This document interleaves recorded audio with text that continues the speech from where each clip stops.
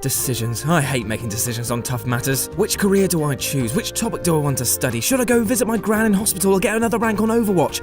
I tell you, it's tough times. Video games too seem to have an issue with decisions, as most choice systems in recent titles are about as engaging as a dead-eyed prostitute not really caring which route you take. Read into that what you will. They usually rely on colour palettes of reds and blues, paragons and renegades, shooting a homeless man in the face or buying him a mansion. It's all just too binary. So when a game actually comes along with a really difficult choice, I love and loathe it. Finally, my actions mean something. But have I got the guts to pull the trigger?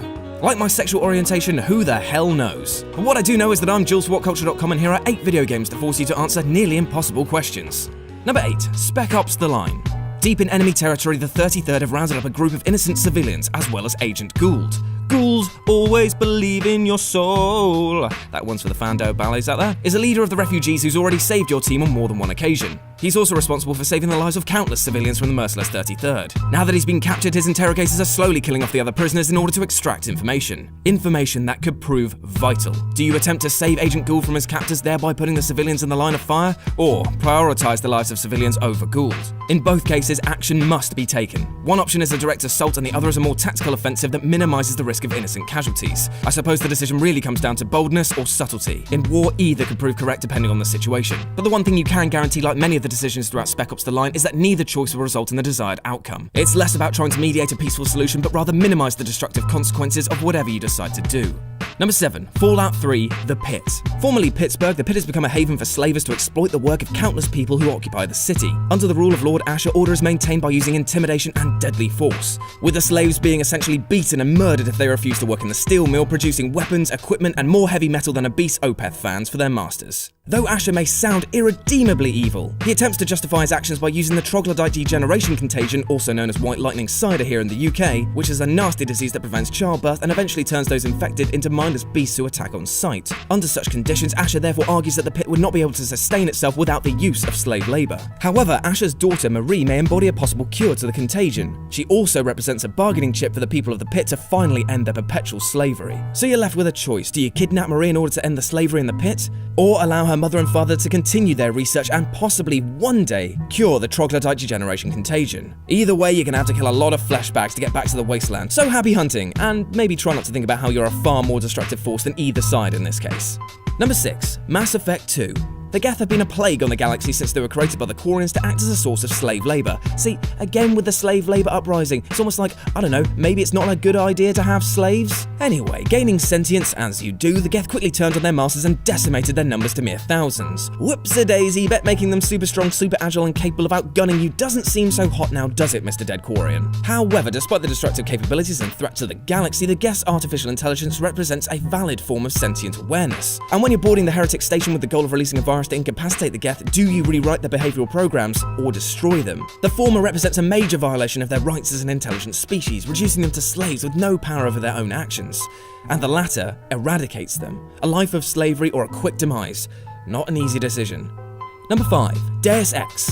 Having finally put a stop to insane billionaire Bob Page and his plans to conquer the world, you're left with a very important question of what to do with it. The first option is to side with the Illuminati and rule the world in secret, preventing anyone like Page from ever rising to power again. The second choice is merging with the Helios AI and becoming a benevolent and omnipotent ruler who answers to no one. The third option is destroying the facility and restoring power to the people. So you're left with these choices. Do you merge with the AI, join the Illuminati, or just blow the whole thing to kingdom come? Destroying the facility gives power back to the people, but it also sends the world back to the Dark Ages. On the other hand, merging with the Helios grants you the complete power to make the changes you want to see in the world, but there's just something about an individual having total power and control over everything, like, I don't know, just doesn't seem like it would end that well. Then of course you could always join the Illuminati, putting non-elected groups in major positions of power throughout the world, but these positions could also easily be abused. Unfortunately, regardless of what you decide, the sequel somewhat merges all the endings together, meaning they're all canon, but just live in the moment for now and really feel the tension. Number 4. L.A. Noire, the Golden Butterfly. Who done did it? That's the question, albeit better phrased, which haunts you through the L.A. Noire case of the Golden Butterfly.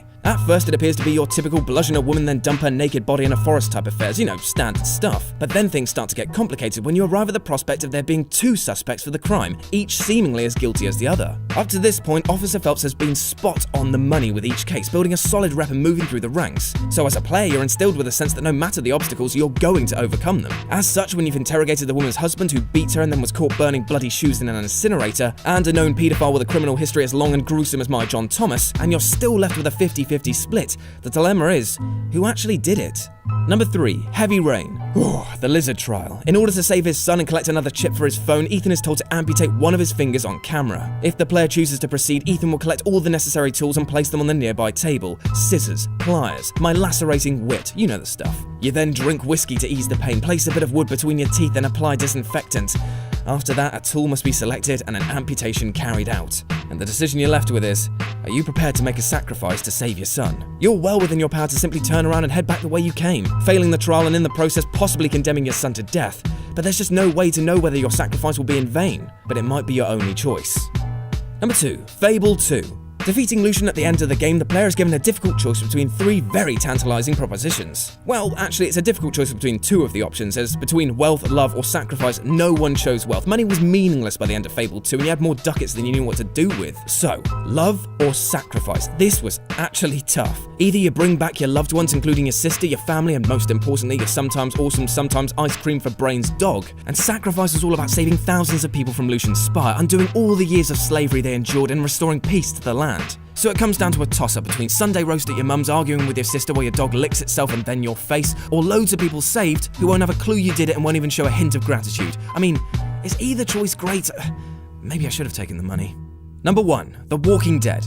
In the episode Starved for Help, you've had a pretty rough day. Like rougher than the day you forgot to wear underwear to school and it was laxative curry day at the cafeteria. In this series of gruesome events, you've uncovered that the nice old farm family, the St. Johns, has been cutting up and eating survivors. Naughty, naughty. And have managed to corner Danny St. John in a barn. You've got a pitchfork, he's got a smug cannibal face. The combination should be perfect, right? Wrong. For as you're preparing to make your best fork you pun, Clem has snuck into the back and is watching you. All the way through this game, you've tried to protect her from the horrors of the zombies, helping us see that trust, understanding, and humanity is what will prevail against the horrors of the world. So the question is, do you introduce Danny to the pointed justice he so deserves?